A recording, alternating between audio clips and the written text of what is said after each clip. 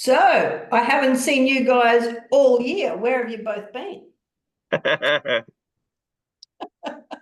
So what's happened for you in the first, are we to the sixth today? Yes. In the first 6 days of the year, what's happened for you, for both of you? I had a realization that I might have been going down the wrong track with my approach, my research proposal. Okay. So, I was looking at climate change mitigation, and I Yeah. think climate change adaptation is what I really want to be looking at, because that's people's behaviors wanting to change and adjust and adapt to climate change, not Yeah. Okay. the technological approaches that mitigation brings with it. Yep. Okay. Well, that's absolutely huge. Mm, Actually, adaptation really fits with social work as well and yeah, sociology. Yeah, that yeah. fits really well. Yeah. And I'm looking at adapting. I'm crawling realestate.com. I'm going to Mm. be a climate change refugee. Oh, So I'm looking at um, Orange, Dubbo, what's the one in Victoria? Bendigo, all of these yeah. places that are Well, actually Bendigo is great. a lovely place. Which one? Bendigo. Bendigo is a lovely Yeah. place. It's also one of the coldest towns in Australia, and I'm actually allergic to the cold. No, you're not. I'm also allergic to the hot, so go figure. Yes.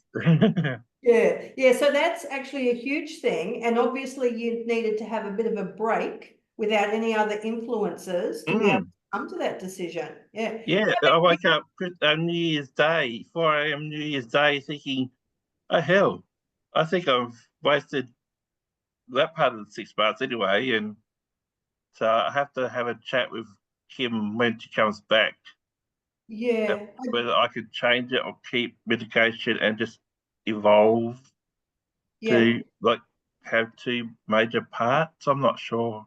yeah. Well, you could actually incorporate both. Yeah, I So, just don't want it to be too like PhD is supposed to be small, focus. yeah, And if yeah, I have, that's right. Yeah. yeah, 1 meter like, wide, 10 meters deep for a yeah, PhD. Yeah, yeah, yeah. Okay. So, but that's huge. How about you, Anne Marie? Yes, well, biggest thing for me is like right at the end of the last year, I had a little grandson. So, oh, um, congratulations. How many yeah, grandchildren he is that was. now? That's I've only got two. He Oh, is actually my third grandson, but I had two that died. So yes. yeah. Okay. But yes, so he's very special. And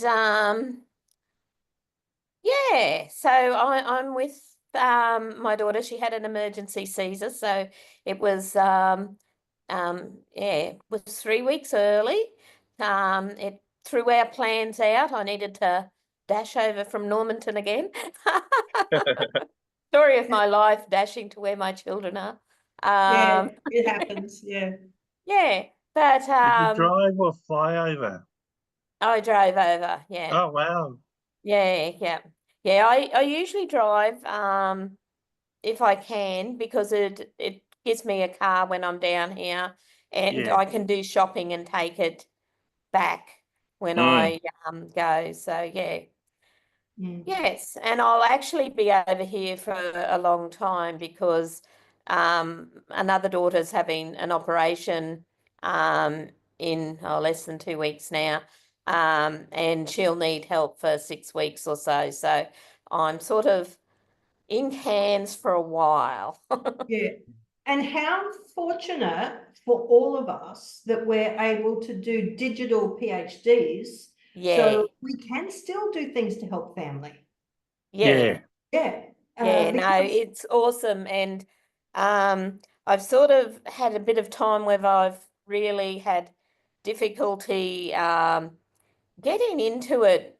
I started off with being unwell, and so that meant I'd spend a bit of time away from it, and then had, family stuff and that sort of thing. And yeah, but in the last couple of days, I've sort of, yeah, got back into, you know, read over where I was up to and gone, oh yeah, and gone down rabbit holes again, trying to find a method that suits with what I'm thinking, you know, like, it's Yeah, it's very difficult. I've decided, and I might have said this before because I've had this realization some months ago, that a PhD is nothing but a series of starts. We're always starting something because we're always looking for that new thing. So it's start. The rabbit holes I totally get. I'm a shocker and I go down those bloody rabbit holes because everything is so interesting. It is. Like everything. And I've spent the break doing lots of reading, which has been wonderful, but every book leads me to another book. Another, yeah. Yes, and another behind that. And then it's that 1 meter wide, 10 meters deep. I have to make a conscious decision, but I'm now at the stage where I just want this done with so I can read all those other books. Yeah. And I was even thinking, hey, I might do a second PhD. Like, what is wrong with me? Somebody help me. The research masters. Yeah, well, maybe that's what I need to do. Several research masters, yeah. But I am thinking, and I'm interested to hear your thoughts about what you both intend to do after your PhD is finished. I'm thinking that I am going to set up a research business so I can continue to work for myself. As you know, I haven't worked for somebody else for a long time and I don't want to work for somebody else. And I'm very fortunate that I do have a partner who works. So when I don't have money, he does. And he's happy to share. But I'm thinking that I will really go into research because I enjoy it. And Anne-Marie, it's those things like searching for that method and methodology that suits your own thinking, and knowing that your positionality changes every time you learn new things. I love it. I'm just there's so many things that like I go, oh, I like this out of this one, you know, where but yeah, this fits as well. So I've sort of been looking at like autoethnography because I'm doing about my community. So I'm situated within my community, but then I'm not situated in the families that have got young children that are, you know, so just where you're situating yourself with that, and also like I'm within the community, but I'm not Aboriginal. Most of the community is, but I'm not focusing on Aboriginal people. I'm focusing on the community. It's just the community has lots of Aboriginal people, but so does it have lots of nanas or aunties or whoever who care for kids, as well as kids who go to daycare. So like where you're positioning yourself to do it. And then I sort of looked at this narrative inquiry because I thought, yeah, all the individual stories are really interesting, but then that doesn't seem to go deep enough of analysing the whys and the social stuff that impact on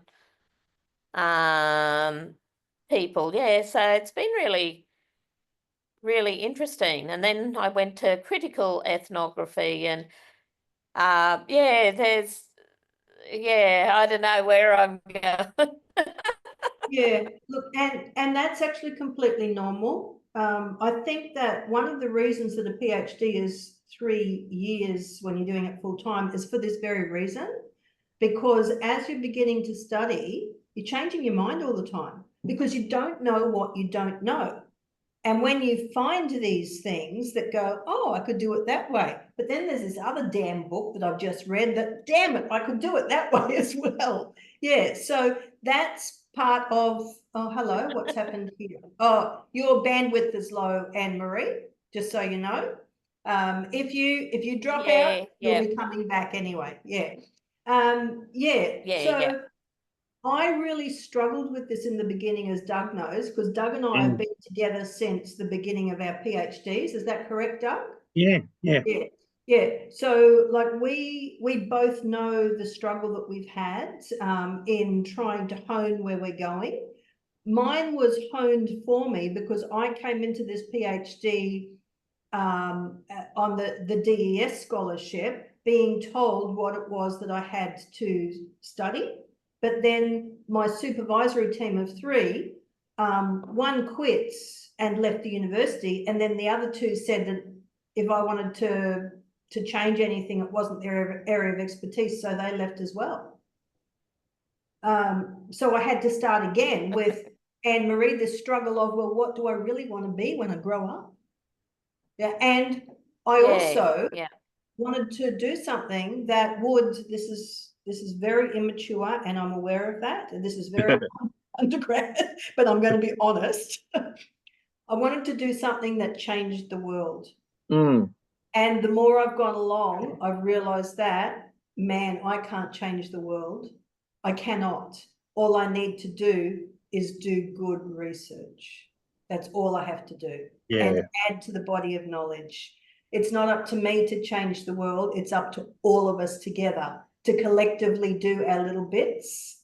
And we all know that a faggot of sticks, a big bunch of sticks, if you try and break that over the knee, you just can't do it. But you take one stick and one stick can be broken.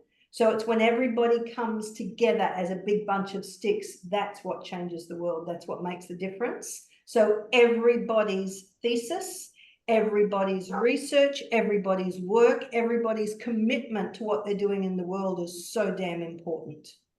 And we're just one cog. Yeah. Yes, but I did start off wanting to do something really meaningful that would change the world. Now I just want to finish.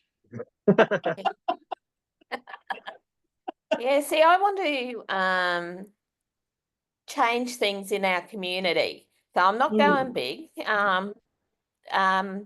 We've got a population of about 1,500, and I think it might have been about 120 kids below the age of 4. Wow. That's not a lot of kids, like. It doesn't sound to me. Hey. It sounds like a lot to me. Well, I don't have children, so but, yeah. Yeah, but like for a whole community, okay? So,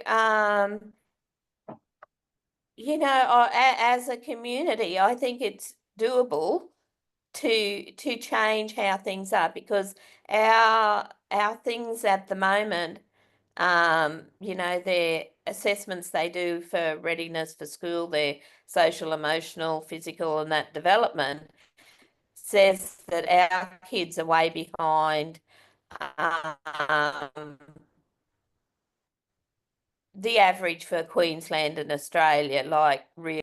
I reckon as a community that we can actually change this. The other thing, though, that I'm coming across the more and more as I go is, that we're assessing kids' school readiness probably by white, middle class values. Yeah. And so the assessments, and probably by white middle class people. So when you're assessing language, for kids who, they speak English, but they have their home variety of English.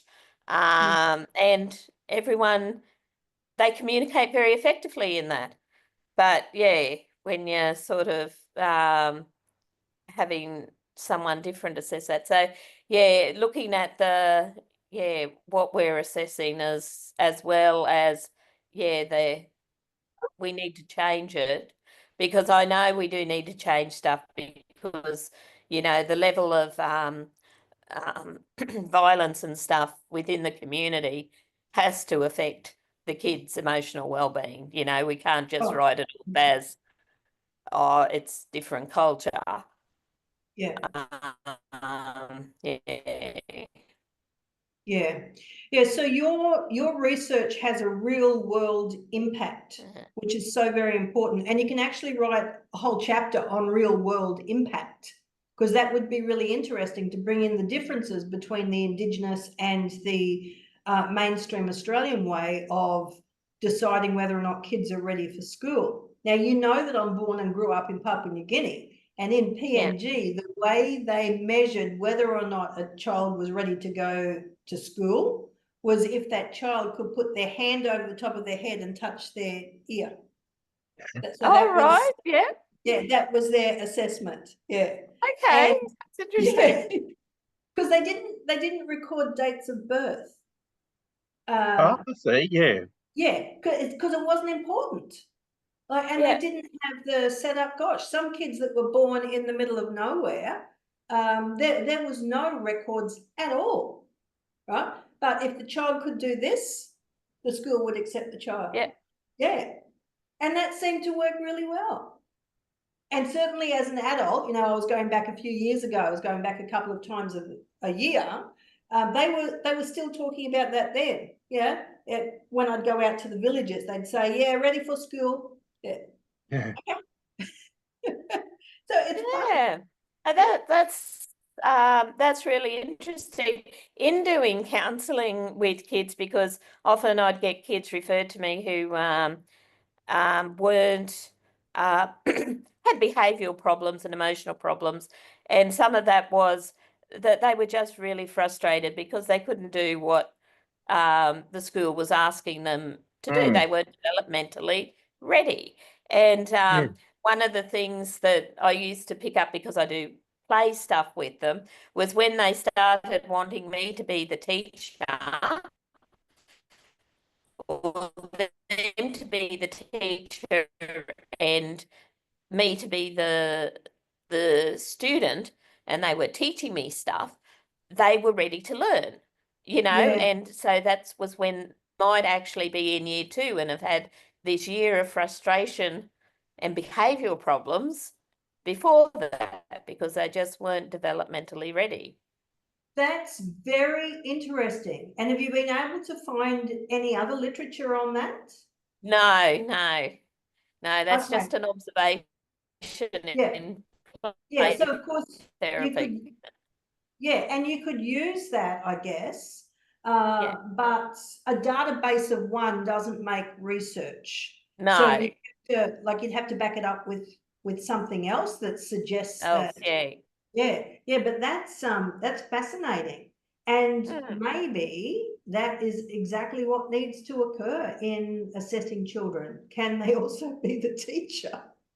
Yeah, but the kids do. They play being the teacher, you know, like that's, you know, or play showing you how to do stuff, you know, that's.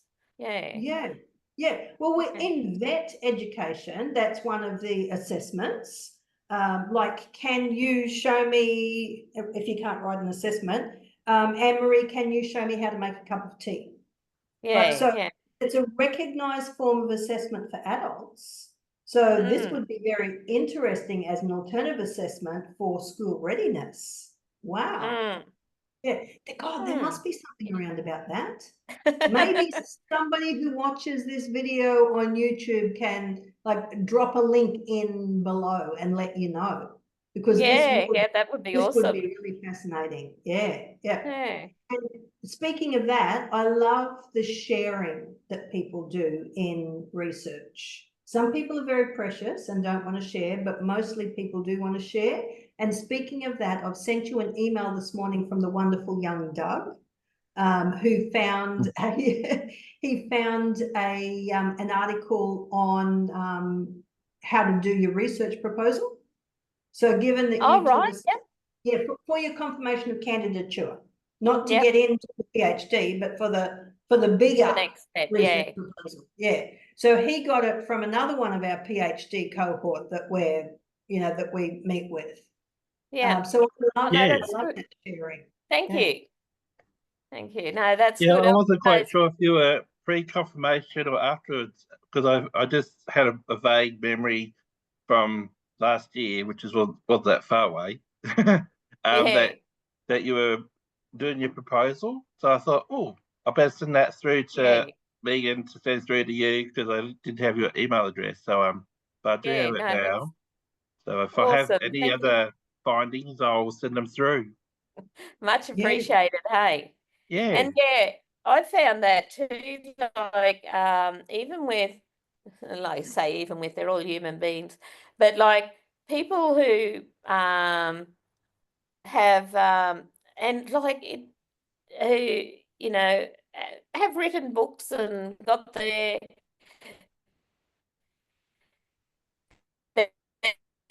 stuff out there, how willing they are to share. It's been really good, and that's mainly through that draw group that I belong to. Yeah. Yeah. Yeah, some people won't. And part of my reading over the break has been around this, the in groups and the out groups. So you're more likely to share with somebody from an in group. So if you're a member of Draw, and I'm a member of Draw, but Doug isn't, I'm more likely to share with you than I am to share with Doug. And Oh, it's about, yeah, sorry, Doug, you better join Draw. But they tested it again and again with financial donations as well. And while we will donate to people outside, into the out group, it's called, somebody outside our in groups, we will donate. The amount that we donate is usually greater by double to our in groups. So really interesting stuff around that. And it's value-based. And I've certainly found that in my research, and you were both participants in my research, that people are reading based on values. Like they like the values in Brene Brown's books, or they hate the values in Brene Brown books. And then the other books that they also read are also value-based. So that's really interesting for people who don't know what their values are. What are they going to read? How are they going to, I guess, develop their values? And certainly for us, we're all social workers. So it's social work values that are coming through in all of our research. Like we're wanting to do things to help others. It's not just to help ourselves, but to help others, and making sure from an ethical point of view that we always maintain those social work values. Yes. So it's interesting to me. Yeah. But that's one of the things that I found interesting, is how well aligned the autoethnography thing was to social work values and to the ethics requirements for working with Indigenous people. Yeah, that they all sort of aligned really, really well. And that's one of the things that I sort of thought, I really like this, but then it's just whether I'm involved, part of it enough to actually be part of the research myself. Yeah. So Yeah. storying is an accepted methodology when working with Indigenous people. So maybe looking up storying. And that's where I looked at the narrative inquiry stuff. Yeah. So that was a lot of story stuff. Yeah. Yeah. And then without saying the words, the way you were describing it before from sociology and ethnographies, the emic and the epic views, like my understanding, which is going back a long time now since I did sociology, but the emic and the epic can be interchangeable, because sometimes it is just about us, and then sometimes it is about others that we don't belong to. Like the out groups, as I've called them. It's that epic view. So it's really hard, but it's also about subjectivity and objectivity. Like when do you stop being subjective and you become objective? Yes. And And vice versa. yeah, yes, Mm. exactly. And I've found this over the break because I had Paul help me with some of my analysis. I still haven't finished my analysis. Oh, Like wow. I thought it would be 2 weeks. Oh my God, how many months are we now? Like it must be 6 months or something, and still going because the data is just so dense, so rich, so full of nuances. I just love it. But Paul couldn't get his head around you can make subjective calls when you're doing this type of analysis. It's thematic analysis, right? And you can make some subjective calls around the themes, even though my themes are set, the first lot of themes are set to my 4 research questions. And then from all of the transcripts, I ran them through word cloud to come up with the words that were said the most. And I think I took the top 6 words maybe, and then I'm analysing against them. But Paul's saying, well, if the word was interesting, and I colour coded it, so interesting might be purple. So every time you find something where somebody's saying that it's interesting, I want you to highlight it purple for me, please. Right? This is on paper, old school, yeah, at the kitchen table. Yeah.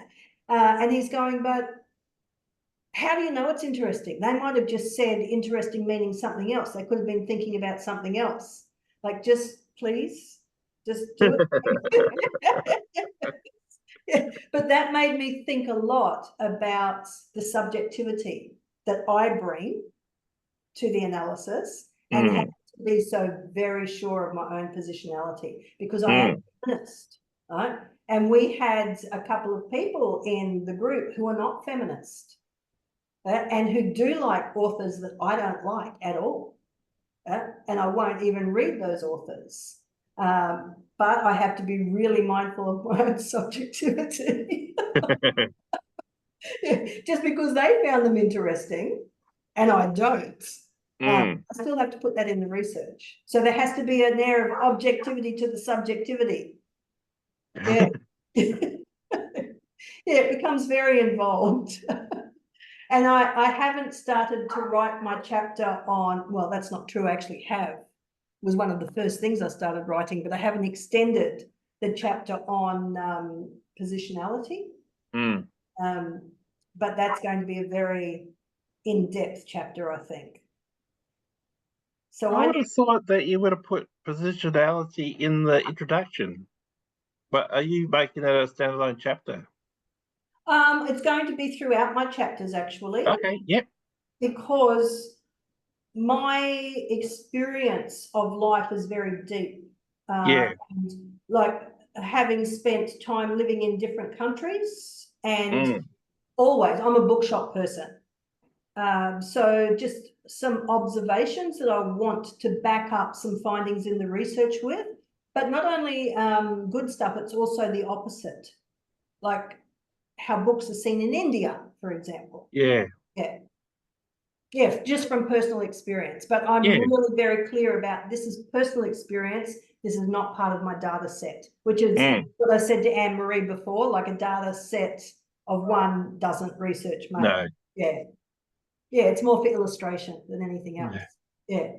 But also with my 3 theorists, like I've got Gramsci, Louise Byrne and Brene Brown, I need to be able to clearly show what my own penchant is in any chapter where I'm analysing against their frameworks.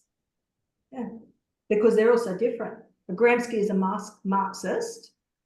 Brene Brown she's American and she's in love. I was going to say, I will say she's in love with God, right? Because that's part of it seems to be the American way. That God is their best friend. Whereas Louise Byrne is Australian and she's lived experience. So completely different. Yeah. Anyway. So moving into this new year now. Yeah. What's your concentration? What's the first thing that you're concentrating on now? Well, for me, it's either waiting a week to get in touch with Kim. Yep, Hopefully, oh no, I've got supervision on the 15th, so that's Wednesday week. yep, But I've still got an article on research integrity that I'm writing up. Has yep, nothing to do with the thesis, but yep, it's a study that I thought is what I want to do, and yeah, I could finish doing that. yep, That's my first thing. yep, Yes. okay, so great. And submitting for publication? Yeah, hopefully. Yeah, excellent. Yeah. And Anne-Marie, how about you? Yeah, so at the end of last year, I started reading this Scale Crimmins' stuff, and then she linked me to someone else, and I thought, oh, this links so well with this painting that I had done. I'd done this painting that you write all the words underneath the painting, just free flow writing, and then you partially cover it up and carry on, and then eventually you put your painting over it, and there's little bits of the words show through, but not much.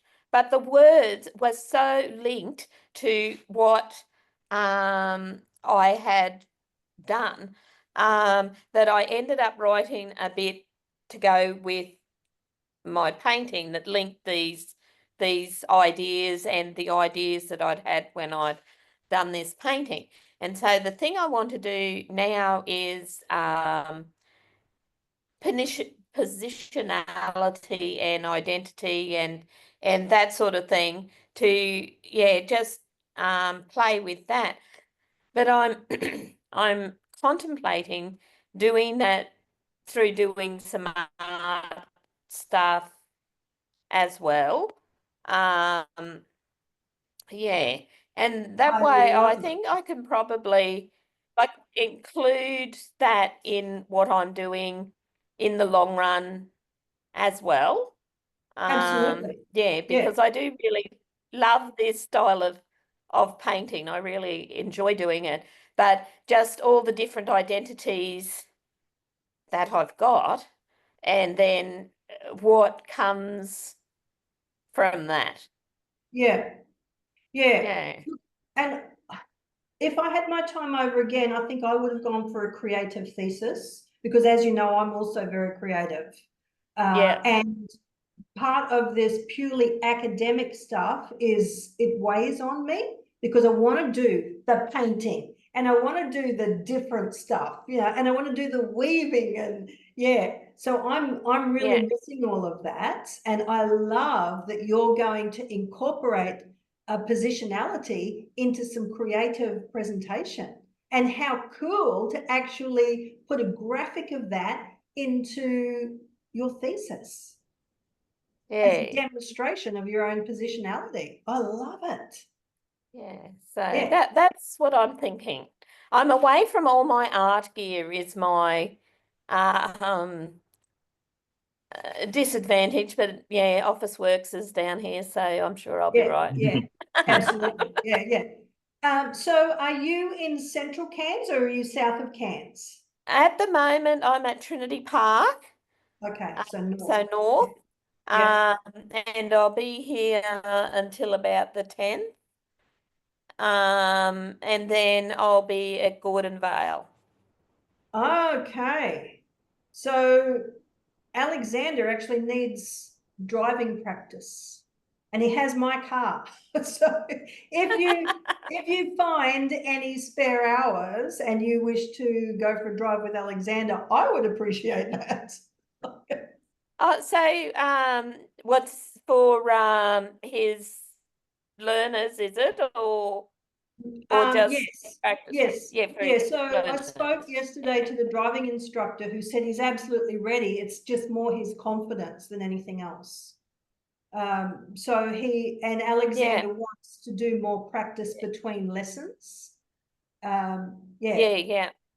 So Yeah, it's just, okay. given that you're going to Gordonvale, Yeah, yep, yeah, you'll be close to. yeah, Yeah. Kill two birds with one stone. yeah, yeah. That's right. Yeah. He's, so where's he at? He's Is he at living in Babinda our or? house in Babinda. Yeah. Cool. I shall Yeah. keep that in mind. Yeah, okay, thank you. And And so he's what are you lovely. going to do? So what is your first steps? For, I'm writing today because I need to write up my thoughts around the books that I have read. And I have suffered from writing paralysis, and it's actually keeping me awake at night. So I need to do what I've been saying that I'm going to do. And for a long time, I've been saying that I'm going to write 1,000 words a day. I need to bloody well do it, because my intention is I'm handing in August. So I need to be finished probably July to send my thesis off to editing. And my editor is going to be a woman from our cohort, again, from the Doug and I know.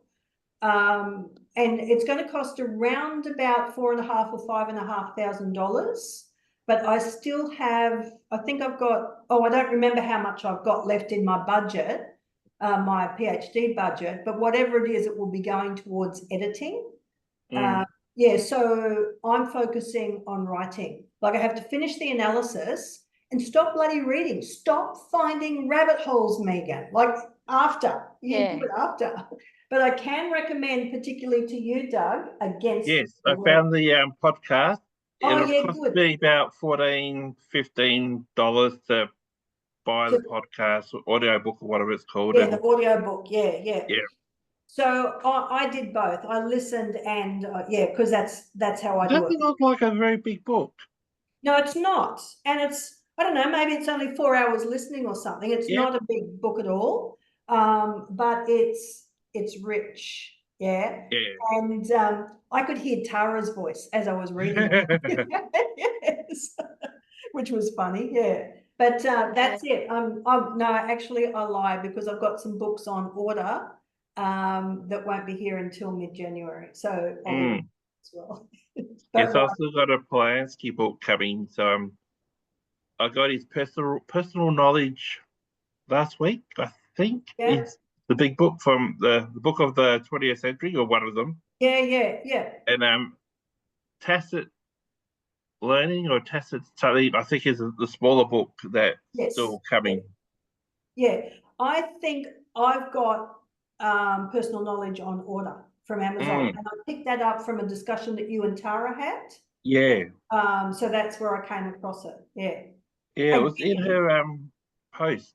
You know how she has post things. Every 10 posts she has a special person. Yeah. And I think one of them was Michael Polanski.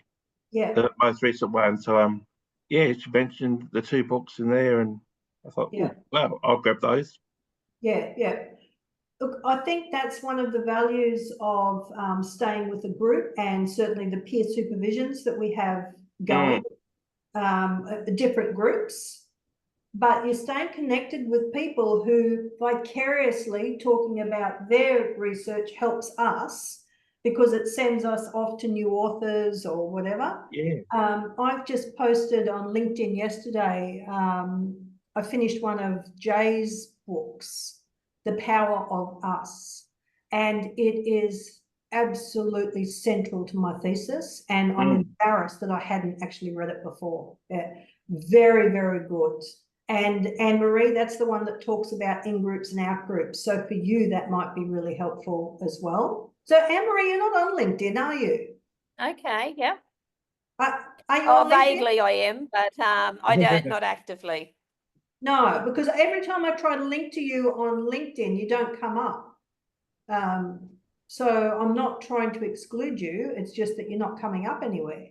Yeah. No, I'm not active, but I am actually there. But yeah, I probably don't press the buttons that accept anybody or anything. Oh yeah, so you're excluding me. Yeah, I'm excluding you. Sorry. Yeah, get out, woman. Yeah. All right, Cherubs, we need to end up, because I've got a morning of supervisions. Yeah. So I won't be doing my Yep. writing until this afternoon. No. But wonderful to start the new year with you both. Yeah. But hopefully we'll get more Indeed. people during the year. Yes. I was thinking that you might need to put hashtag social work, hashtag ATR in the LinkedIn messages, just so Yeah. it might come on people's feeds. Yes, don't yes. know how LinkedIn works, so Yeah. I don't think the hashtags are so important on LinkedIn, but they certainly are on Facebook. yeah, Yeah. Yeah, because each algorithm is different. Yeah. And yeah, I lose track. Yeah. yes. But I'm sure there's more than just us three social work. Oh, yeah, there Find it. is. Yeah. Yes, yes. Yeah. And I've had contact from several people who have said Yep. that they'd love to join us, but they just never can. Oh, Yeah. okay. Which is Is like it the time? me. It could be the time. Yeah. Yeah. I didn't actually ask them why. They just said that they've got too much going on. Or Yeah. But I am open to changing days and times because I'd love to see our group grow. Yeah. Yeah. But if you guys have people and you're talking to them and they want different times, just let me know. I'm really open to it. Well, after daylight savings, we'll have to advance it another hour because 9 o'clock's a bit early for me. So is it 9 o'clock your time? It's 10 o'clock now, Yeah. but after daylight savings, it'll go back to 9 o'clock. Oh, I see what you mean. Yeah. Okay. Yeah. Yeah. 9 o'clock is too early for you. Shut up. You haven't got kids. Yeah. Yeah. Half your luck. Yes. All right, cherubs, cherub. Okey Wonderful talking to you both. All right. And I'll see you next week or talk to you during the Yep. week, whichever. All Well, right. Happy New Year, everyone. Yeah, Happy New Year and lovely to catch up. See yous. See you all. Bye.